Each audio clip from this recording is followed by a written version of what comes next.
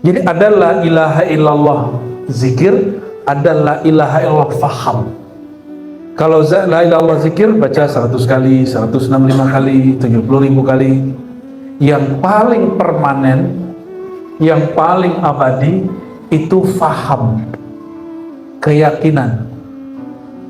Maka Bapak Ibu saudara-saudariku, tugas kita tidak hanya menyebut-nyebut berzikir, tapi tugas kita adalah ini saya ulang-ulang, mungkin nggak tahu udah 1000 kali kita ulang ya. Fa'lam annahu la ilaha illallah. Fa'lam dulu baru la ilaha. Fa'lam artinya ilmuilah tentang dia, ilmuilah tentang la ilaha illallah. Jangan baca dulu, ilmui dulu, belajar dulu apa makna la ilaha illallah, bagaimana cara baca la ilaha illallah yang tepat, sehingga kita berhak yang disebut Nabi SAW. Siapa yang baca la ilaha dari kolbunya, Allah haramkan jasadnya dari neraka. Udah gitu belum?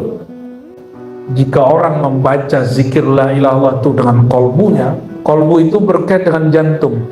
Jantung bergetar mengalirlah kemudian seluruh darah dan yang punya rasa bertuhan itu ke seluruh tubuh, ke daging, pembuluh darah, semuanya, sehingga rasa bertuhannya mulai dari ubun-ubun sampai ujung kaki. Kenapa? Rasa getaran zikirnya sudah mengalir di seluruh tubuh.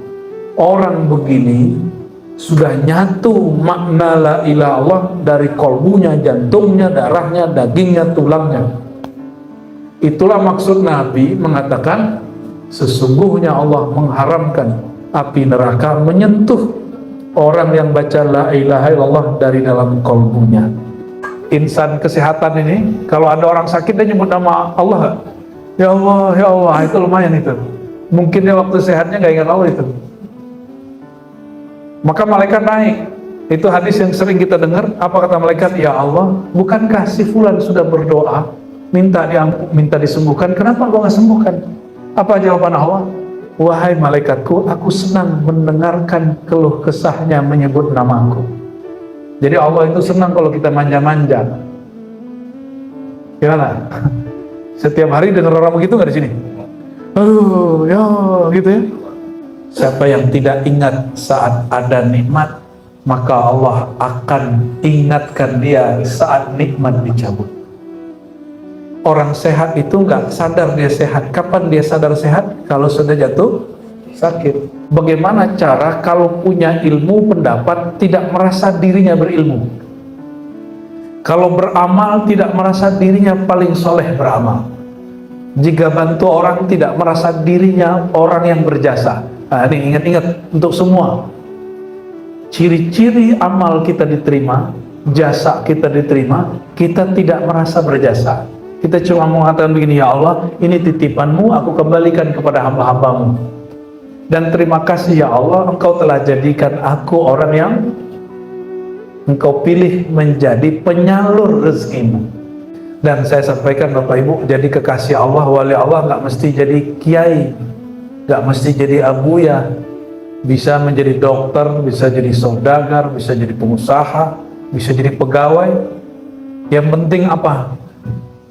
Ini yang disebutkan di Quran, surah Al-Ahqaf ya, ayat berapa itu ya? 13-14. Innal ladzina qalu rabbuna Allah tsumma istaqamu fala khaufun 'alaihim wala hum yahzanun.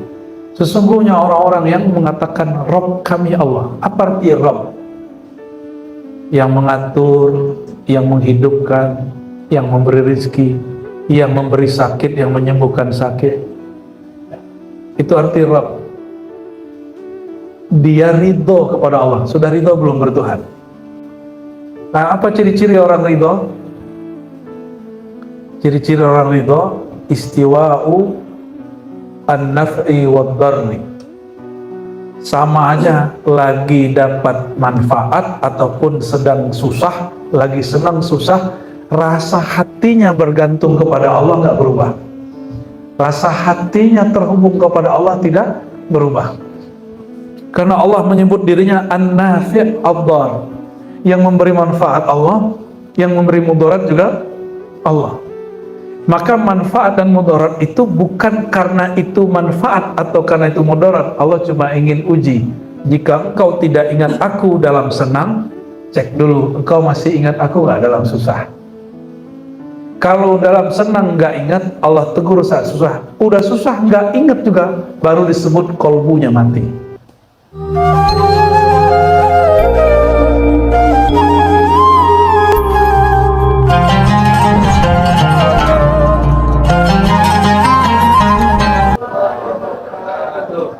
Alhamdulillahilladzi bini'matihi tatimmu shalihat wa bidzikri asma'ihi tatanazzalu al-barakat wal fuyudat. Asyhadu an la ilaha illallah, asyhadu anna Muhammadan abduhu wa rasuluh. Allahumma salli ala sayyidil wujud, sayyidil qaunain, sayyidina Muhammad wa ala alihi wa sahbihi ajma'in. Amma ba'du, puji syukur kepada Allah. Semoga ini tanda kita pernah jumpa di alam arwah sana, lalu diperjumpakan lagi di alam khalaq ini, alam penciptaan ini. Amin ya rabbal alamin. Dan semoga nanti juga Allah perjumpakan kita di alam mendatang yang mesti kita lewati. Dan para dokter paling paham, mungkin setiap hari ada yang berpulang ke rahmatullah di sini, di rumah sakit Jabal Rahmah Medika, ya. Ya, semoga yang berpulang di sini Allah catat dia husnul khatimah. Tugasnya Pak Dokter dan kawan-kawan ini tidak mudah, karena menjadi dokter itu hampir mirip dengan jadi mursyid. Jadi dokter itu fardu kifayah, jadi fardu. Itu kewajiban di satu kampung, satu desa mesti ada sekelompok orang yang menekuni ilmu pengobatan zahir. Sebagaimana juga mesti di satu kampung, satu kota ada sekelompok orang yang menekuni cara menyembuhkan penyakit qalb, penyakit batin. Jadi dokter zahir dan dokter batin itu fardu kifayah. Yang di samping Pak Dokter itu orang tua kami di surau, orang-orang yang bertugas menyembuhkan penyakit-penyakit kolbu. Cuma kalau sakit badan datangnya ke Pak Dokter Marlis juga itu. Ya, betul Bu ya. Nah, dan uniknya beliau ini berdua namanya sama. Ya, Abuya Syekh Rizwan nih. Rizwan ya, ya sama, nggak tahu kapan janjiannya itu. Nah, para buya, para dokter, wabil khusus Pak Direktur nih, Dokter Marlis, semoga Allah berkahi usahanya, karena tugas sebagai dokter itu adalah fardu kifayah, melaksanakannya ibadah atau bukan? Ibadah. Maka kepada insan medika saya menghimbau, jadikan aktivitasnya sebagai ibadah. Kalau orang ibadah, maka kata rahmah ini penting. Irhamu man fil ard yarhamkum man fis sama. Sayangilah makhluk di bumi, maka yang di langit sayangi kamu. Saya terharu juga tadi dengar waktu pandemi banyak rumah sakit nolak pasien, di sini terima aja ya.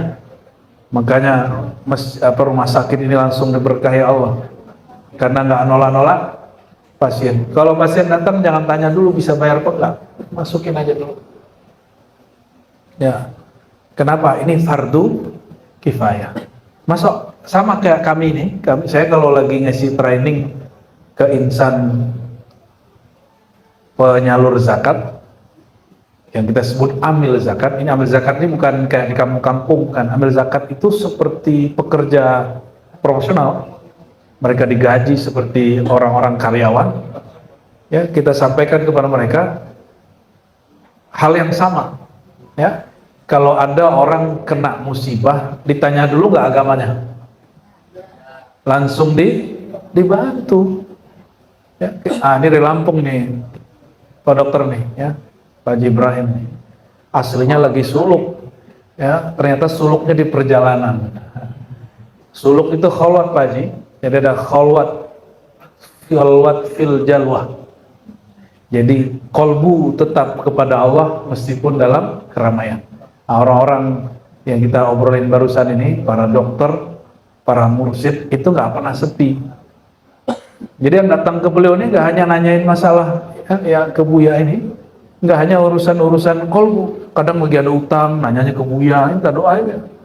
Dan yang paling lucu apa? Beliau ini juga tabib nih berdua ini. Jadi kalau ada yang sakit-sakit, nggak datang ke Pak Dokter Marlis dulu, datangnya ke Abu Yariswan berdua ini. Ya kata mereka, ke dokter mahal, kalau ke Buya seikhlasnya. Betul nggak Buya? Ya seikhlasnya. Ya kalau Buya nggak ikhlas ya nggak jadi, nggak naik doanya. Jadi beliau ini juga secara tidak disadari ya, atau disadari orang di kampung beliau, juga bertugas sebagai tabib. Tidak hanya tabib kolbu, tapi juga tabib jasmani. Ternyata kalau kita cek silsilah beliau ke atas, nyambung ke Syekh Abdul Qadir, itu beliau salah satu orang yang mengerti herbal. Jadi kalau sekarang disebut praktisi herbal. Praktisi herbal. Nah, di sini ketemu nih, cocok lah beliau bertiga nih duduk ya. Pak dokter ini, dokter, cuma kalau badan saya sakit, itu gak dikasih obat dulu, dipijit dulu. Ya, habis itu dikasih herbal. Saya bilang, ternyata tidak hanya ustadz aja yang tersesat, dokter juga ada yang sesat ini. Allahumma sholli ala sayyidina Muhammad. Ya. Biasanya ngaji sama kita Pak dokter, selalu kita tanya, kamu gak takut sesat? Kamu gak takut dituduh sesat? Itu pertanyaan kita ya. Karena biasanya penyakit yang membuat seorang murid berpisah dari gurunya, karena dia takut dihujat. Karena guru dihujat, dia takut juga dihujat. Disitulah murid berbarokah berpisah dari gurunya. Bapak Ibu yang bukan Allah, walaupun tentang Isra Mi'raj, tapi karena sesuai pengantarnya Pak Dokter tadi, beliau berdoa semoga bisa membersamai para guru. Saya tidak pantas mungkin jadi guru seperti itu ya. Namun saya berdoa, Allah maj'alni khairan mimma yazunnun. Nabi mengatakan, ya Allah, kalau kata Nabi, jika engkau dikira baik oleh orang, berdoalah, jadikan kami ya Allah lebih baik dari yang dikira banyak orang. Imam Abu Hanifah dikira orang sholat tahajudnya sepanjang malam. Dia dengar gosip itu di perempatan. Abu Hanifah ini tinggal di Kufah, Irak, wafat 150 Hijriah, berarti sudah 12 abad yang lalu. Ketika dia lagi jalan di perempatan, dia dengar ada orang ngomong begini, oh itu Syekh Abu Hanifah anak muda, ulama muda, itu ibadahnya ampun, ibadahnya sepanjang malam. Abu Hanifah mendengar begitu bukannya senang, karena dia dipuji dengan hal yang dia tidak lakukan, dia gak suka. Maka dia mengatakan, ya Allah, mulai malam ini tolong bantu aku mengingat engkau berzikir, tahajud, wiridan, baca Quran sepanjang malam. Maka sejak dia diomongin begitu sampai meninggalnya, sholat isyaknya, wudhunya tidak batal sampai subuh. Walaupun dia kemudian memperbarui wudhu, jadi dia sholat zikir tafakur, sholat zikir tafakur, sholat zikir tawajuh, begitulah sampai. Ternyata sebelumnya beliau berjumpa zuriat Rasulullah SAW, namanya Al-Imam Ja'far Shadiq. Ja'far Shadiq bin Muhammad Al-Baqir bin Ali Zainal Abidin bin Husain bin Ali bin Abi Thalib radhiyallahu ta'ala anhum ajma'in. Ini zuriat Nabi, jalur Fatimah. Sayyidina Ja'far ini imam yang diyakini oleh kelompok Syiah imam mereka, tapi juga diyakini ulama Ahlus Sunnah imam mereka. Kita ini Ahlus Sunnah, kita juga nggak benci Syiah, cuma kita beda dengan Syiah. Kita tidak meyakini para imam, para guru itu suci. Yang suci hanya para nabi. Jadi kalau para ustadz ada kasus-kasus, itu maklum ustadznya bukan nabi. Ya, apalagi yang bukan ustadz. Nah, Sayyidina Ja'far ini, beliaulah yang membimbing Imam Abu Hanifah yang bernama kecil Nu'man bin Bashir, bagaimana cara kalau punya ilmu pendapat tidak merasa dirinya berilmu. Kalau beramal tidak merasa dirinya paling soleh beramal. Jika bantu orang tidak merasa dirinya orang yang berjasa. Nah, ini ingat-ingat untuk semua. Ciri-ciri amal kita diterima, jasa kita diterima, kita tidak merasa berjasa. Kita cuma mengatakan begini, ya Allah, ini titipanmu, aku kembalikan kepada hamba-hambamu.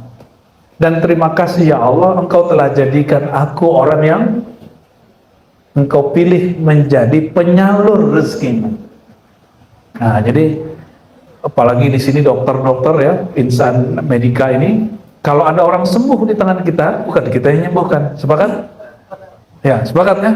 Sama, kalau punya duit banyak, terus ada duafa orang fakir miskin kita bantu, itu harta kita semua udah tahu, milik Allah, dititipkan lewat kita. Semua orang udah tahu. Cuma kenapa nanti esok habis orang dikasih misalnya, atau siapa dikasih masjid, nah, coba dihilangkan merasa berjasa, ngobatin orang segala macam. Kalau di kami para guru ini nggak boleh merasa berjasa kepada murid. Ini yang saya terapkan nih Pak Dokter ke kawan-kawan yang mengajar mu'alim-mu'alim. Kenapa? Kalau mu'alim itu investasinya di sisi Allah adalah ngajar, dan dia nggak boleh merasa sudah menjadi guru. Betul ya? Kita selalu mengarahkan orang yang ngaji, dia menjadi hamba Allah, bukan hamba kita. Ya. Nah, kalau ada ketemu guru mursyid begitu, insya Allah guru mursyid itu layak kita jadikan guru mursyid sampai mati. Nah, kalau kami sedang belajar itu, sedang menerapkan itu, semoga Allah istiqomahkan, amin ya rabbal alamin. Dan saya sampaikan Bapak Ibu, jadi kekasih Allah, wali Allah nggak mesti jadi kiai, nggak mesti jadi abuya, bisa menjadi dokter, bisa jadi saudagar, bisa jadi pengusaha, bisa jadi pegawai. Yang penting apa? Ini yang disebutkan di Quran, surah Al-Ahqaf ya, ayat berapa itu ya? 13-14. Innal ladzina qalu rabbuna Allah tsumma istaqamu fala khaufun 'alaihim wala hum yahzanun. Sesungguhnya orang-orang yang mengatakan Rabb kami Allah. Apa arti Rabb? Yang mengatur, yang menghidupkan, yang memberi rizki, yang memberi sakit, yang menyembuhkan sakit. Itu arti Rabb. Dia ridho kepada Allah. Sudah ridho belum bertuhan? Hari ini sudah terima belum nasibnya? Ya, sudah terima belum nasibnya? Sudah. Sudah ridho belum? Sudah puas belum dengan kehendak Allah? Jangan puas dengan kehendak kita, puas dengan kehendak. Kalau maaf kehendak kita jangan pernah puas, nanti prestasinya mentok, mandek, berhenti. Tapi puaslah pada kehendak Allah. Nah, apa ciri-ciri orang ridho?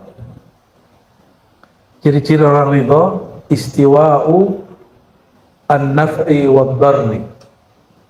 Sama aja, lagi dapat manfaat ataupun sedang susah, lagi senang susah, rasa hatinya bergantung kepada Allah nggak berubah. Rasa hatinya terhubung kepada Allah tidak berubah.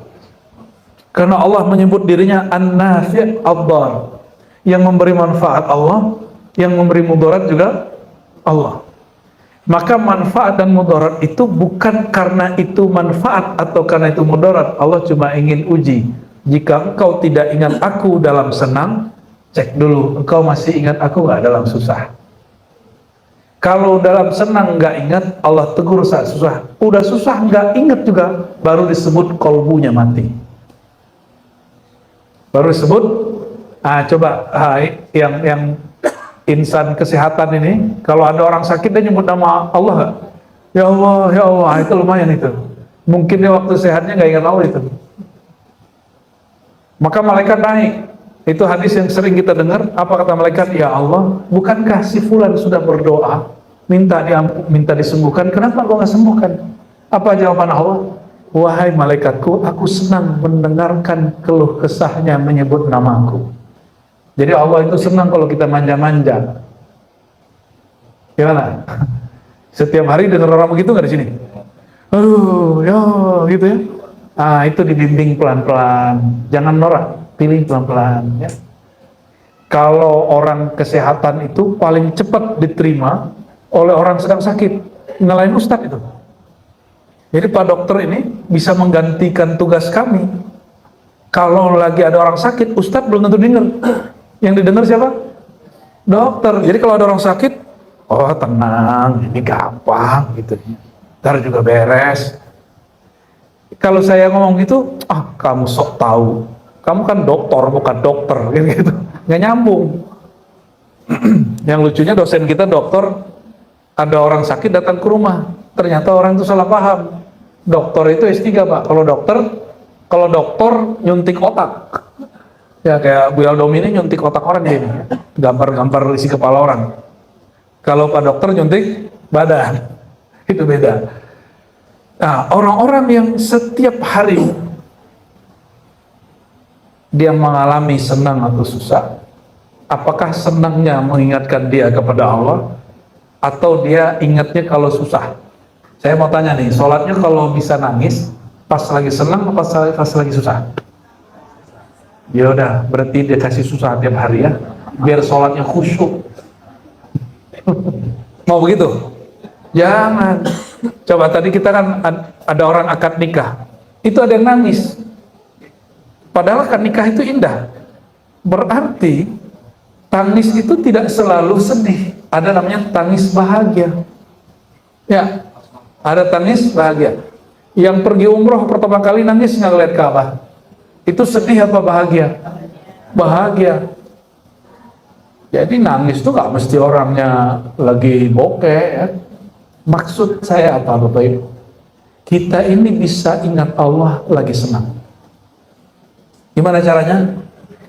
Setiap mendapatkan kebaikan, iktikadkan, yakinkan bahwa kebaikan itu dari Allah. Nah, ini berarti setiap orang meyakini kebaikan nikmat dari Allah, dia akan langsung bahagia. Jadi mau bahagia gak? Setiap pemberian yakini dari Allah. Ingin sengsara? Gampang. Setiap dapat musibah, jangan kemudian pahami itu bersumber dari Maha Pencipta. Salahin aja orang lain.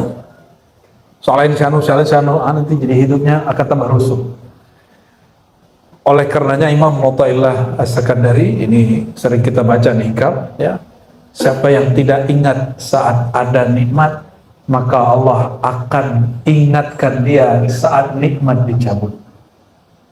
Orang sehat itu nggak sadar dia sehat. Kapan dia sadar sehat? Kalau sudah jatuh sakit.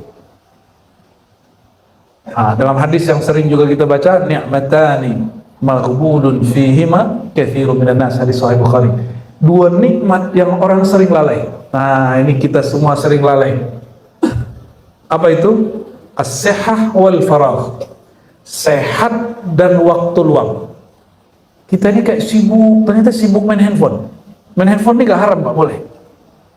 Tapi gunakan seperlunya. Masih ingat gak ada kelompok yang mengharamkan pakai tasbih? Nggak boleh zikir pakai tasbih, ya. Tapi pakai handphone boleh. Mana yang lebih bid'ah, pakai handphone atau pakai tasbih? Pakai handphone lah. Nah ini, maka gunakan handphone seperlunya, ngaji, komunikasi yang baik. Kalau udah mulai gosip di grup keluar. Ya, sekarang itu mau jadi tukang gibah, gampang. Masuk grup yang banyak gibahnya. Gibah itu sederhana. Walaupun itu realita, kita omongin orangnya nggak seneng, itu namanya gibah. Kan ini real. Emang kalau real itu gibah. Kalau nggak real namanya fitnah atau tuhmah bahasa Arabnya. Saudara-saudariku yang bukan Allah, maka Ibnu Athaillah mengatakan, jika engkau hendak ingin mengikat nikmat Allah, ikatlah dengan tali syukur. Syukur itu bukan ngomong alhamdulillah. Syukur itu, ya, Imam Qushairi ditanya apa makna syukur. An ta'rif anna ar-razik al-mu'ti an-nafi' ad-dar huwa Allah. Engkau meyakini, melihat, merasakan bahwa yang memberi manfaat, mudarat, memberi nikmat adalah Allah. Nah, itu yang disebut syukur. Itu syukur rukun pertama. Orang non muslim sekarang bisa baca alhamdulillah nggak? Dia sudah bersyukur belum? itu ibarat syukur, bukan syukurnya. Mohon maaf nih, ini abang-abang nih, kakak-kakak ini sering gak ngomong sama temennya, say gitu, I love you. Cuma kalau dia ngomong orang gak percaya. Sering ngomong sayang ke temannya, tapi itu maksudnya bukan sayang-sayang apa. Bagi orang ini, dia ngomong gak dari hati. Syukur itu ketika qalbu sadar bahwa yang memberi nikmat dia Allah, itu syukur. Baru dia baca alhamdulillah dengan lisannya. Jadi bukan alhamdulillah, alhamdulillah itu syukur. Itu namanya menyebut alham. Jadi menyebut alhamdulillah dengan zikir alhamdulillah lain. Kalau nyebut-nyebut, mungkin YouTube kita lebih dulu masuk surga. Ya, sekarang tuh ada zikir alhamdulillah non-stop 24 jam, ada. Zikir takbir, la ilaha illallah, tahlil non-stop 24 jam, ada nggak? Kayaknya YouTube kita duluan masuk surga. Ya. Miftahul jannah la ilaha, kunci surga itu ketika orang meyakini tiada yang berkuasa, tiada yang berkehendak, tiada yang menghidupkan, tiada yang menyembuhkan kecuali Allah, itu kunci surga. Jadi sebenarnya orang-orang sakit itu dia sedang megang kunci surga. Sedang megang, dan termasuk para dokter dan semua yang bekerja di dunia kesehatan, jika dia meyakini pemberi kesehatan itu Allah, dia sedang megang. Jadi ada la ilaha illallah zikir, ada la ilaha illallah faham. Kalau la ilaha illallah zikir baca 100 kali, 165 kali, 70.000 kali. Yang paling permanen, yang paling abadi itu faham, keyakinan. Maka Bapak Ibu saudara-saudariku, tugas kita tidak hanya menyebut-nyebut, berzikir, tapi tugas kita adalah ini saya ulang-ulang, mungkin nggak tahu udah 1000 kali kita ulang biar fa'lam annahu la ilaha illallah. Fa'lam dulu baru la ilaha.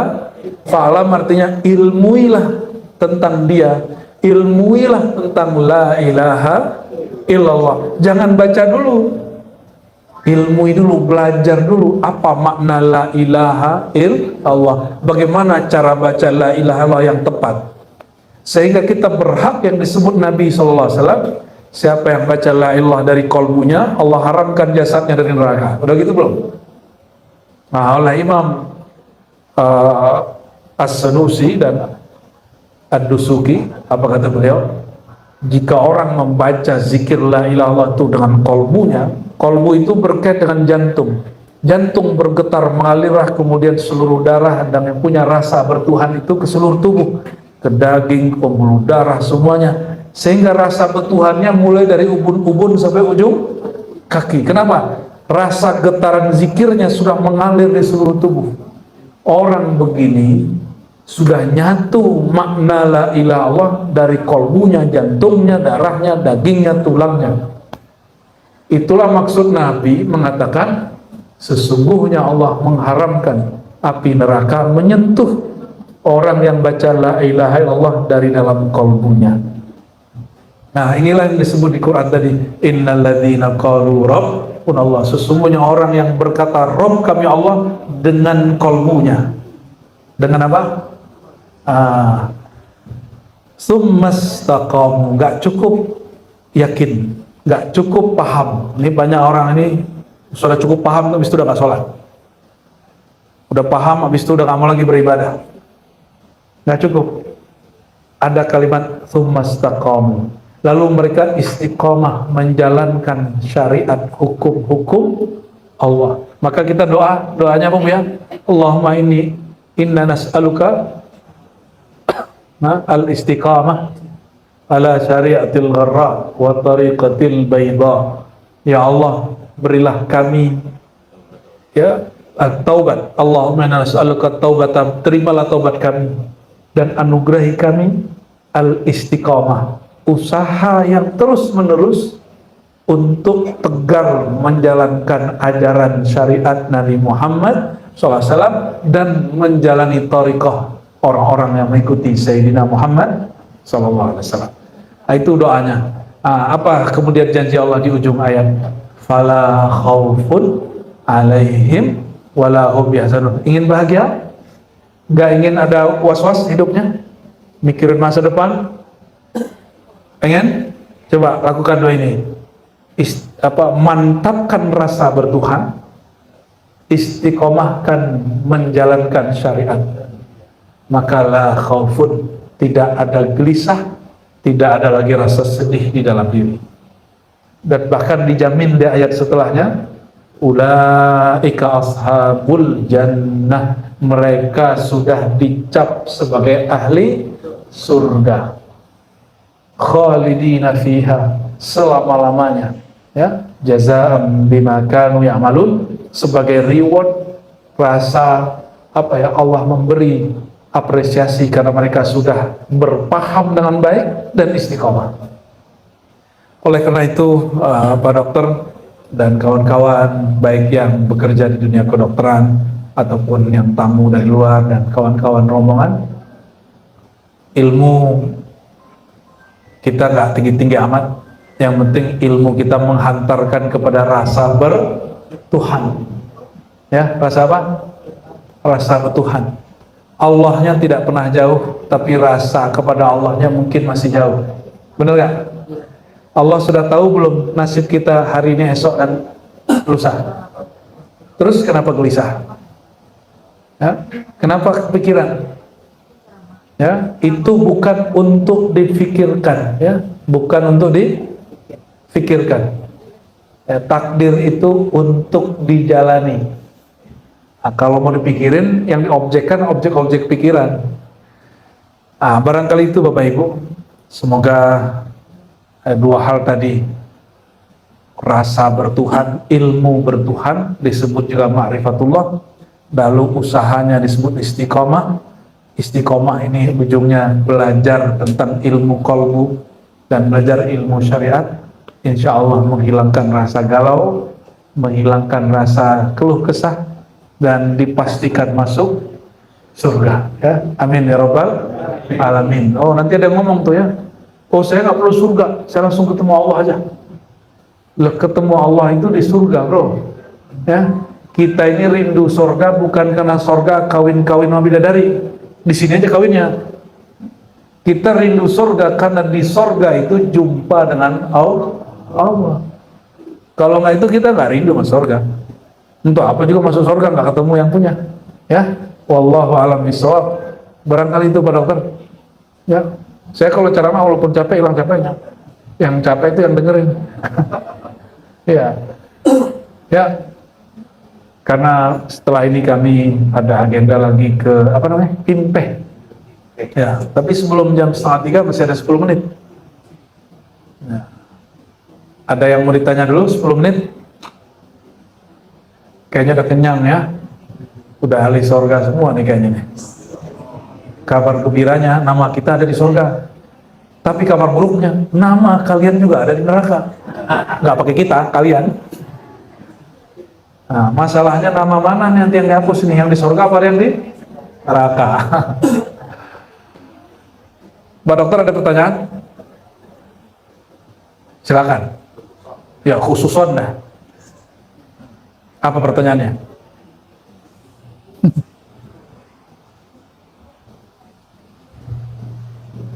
Mungkin ya, kembali ke pertanyaan yang dia bilang yang dua kita bersama untuk mengatakan yang dua memulai konflik dengan lain. Saya juga membuka ini budaya yaitu mengatakan rasa bertuhan.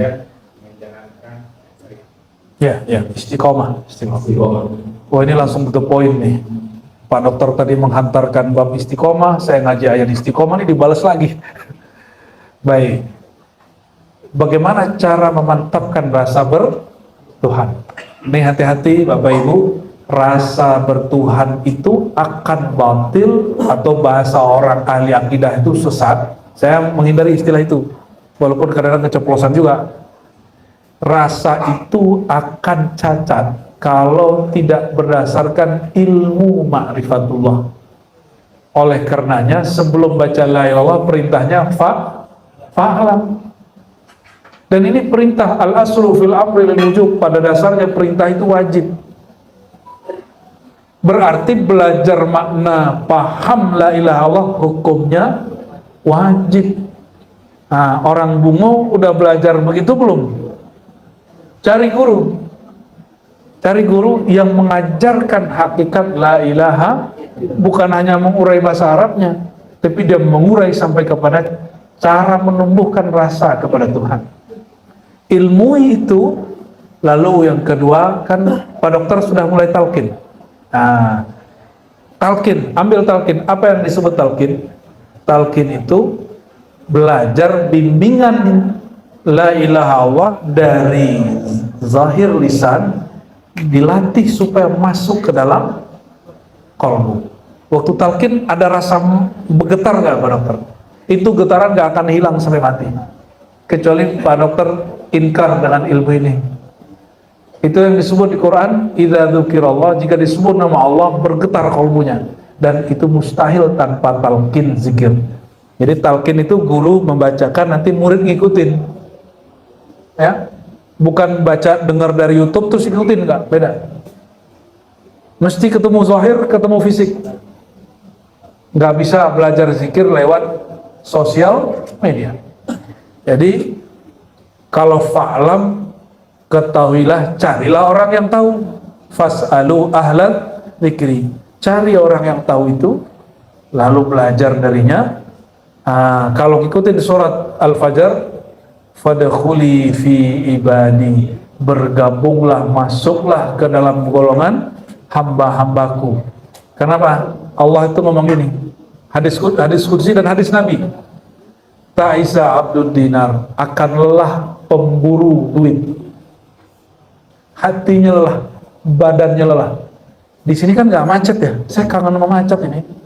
Ini beberapa hari ini nggak ngeliat macet kita. Bahkan truk-truk pun malam tadi kita lewat nggak macet ya. Baru beberapa hari ninggalin Jakarta udah macet, udah kangen sama macet. Orang kalau di Jakarta itu kerja, berangkat pagi, habis subuh, pulangnya sebelum tidur. Ya, baru nyampe di rumah jam 10, jam 9, kalau bisa nyampe maghrib itu hebat. Dia berangkat, anaknya belum bangun, dia pulang, anaknya pun kadang belum, udah tidur. Lelah. Kadang-kadang ninggalin sebulan, 2 bulan, 3 bulan. Lelah. Kalau hanya mencari duit, maka niatkan cari duit itu bukan sekedar duit, duit itu alat. Nah, kesalahan manusia itu hari ini menjadikan alat sebagai tujuan. Duit itu alat untuk sedekah, alat pergi haji, alat bantu orang. Nah, coba niatkan begitu. Maka Nabi mengatakan, ya, wallahu fi aunil abdi ma kana al abdu fi auni akhi. Mau dibantu Allah tidak? Maka bantu saudaranya. Allah pasti dan selalu membersamai hambanya, membantu hambanya selama si hamba bantu saudaranya. Dan saya lihat para insan medika, mereka membantu orang. Coba tujuannya gaji aja atau emang khidmat? Coba mulai dari hari ini sampaikan kepada kawan-kawan kita, niatkan ini berkhidmat, membantu saudara sesama manusia. Nanti dia nggak akan hitung-hitung. Orang begitulah yang disebut sungguh-sungguh, dan dia nggak transaksional sama atasannya. Atasannya pasti senang, pasti orang dipromosi terus, naik. Betuhan juga begitu. Itu yang disebut istiqomah. Ya, jadi ilmui, cari ahli zikirnya, ahli ma'rifatnya, lalu bergabung dengan mereka. Jangan misah-misah. Ya, jangan misah. Dalam hadis Tirmizi disebutkan, orang hebat kalau sendiri kayak kucing. Tapi kalau kucing, kambing rame-rame lebih hebat dari singa. Ya, yaqubal furqah, begitu dalam hadisnya. Hindarilah perpecahan. Pecah itu di kolbu. Nah, ini sebagai contoh. Masjid ini, bukan masjid ya, rumah sakit ini bisa maju karena dokternya nyatu, bukan? Maka satu pergerakan akan nyatu kalau akan maju kalau orang-orangnya nyatu. Ya. Gitu, semoga bisa dapat ditangkap Pak Dokter. Ini saya ngomongnya sudah mulai ngelantur ini, karena sudah mulai 2:30 dan kurang tidur. Kalau kurang tidur kita kebalik-balik, maju jadi satu jadi maju ya, atas jadi bawah jadi atas, kepala jadi kaki jadi kepala. Barangkali itu dari kami, Bapak Ibu. Insya Allah ke depan kita akan agendakan lagi rihlah. Cuma mungkin ke depan gak bawa banyak orang, kasihan Pak Dokter terbebani. Ya. Kita cukupkan dengan kafarah majelis. Subhanakallahumma bika asyhadu an la ilaha illa anta astaghfiruka wa atubu ilaik. Ila ruhin Nabi sallallahu alaihi wasallam wa li jami'il atibba wa jami'il mardah, kepada semua para dokter, semua orang yang sakit, semua orang yang bekerja di sini dan semua orang yang berkhidmat di sini. Kita kirimkan suratul Fatihah. Bismillahirrahmanirrahim. Suratul ladzina an'amta 'alaihim. Amin. Rabbana atina fid dunya hasanah wa fil akhirati hasanah wa qina adzabannar. Walhamdulillahirabbil alamin.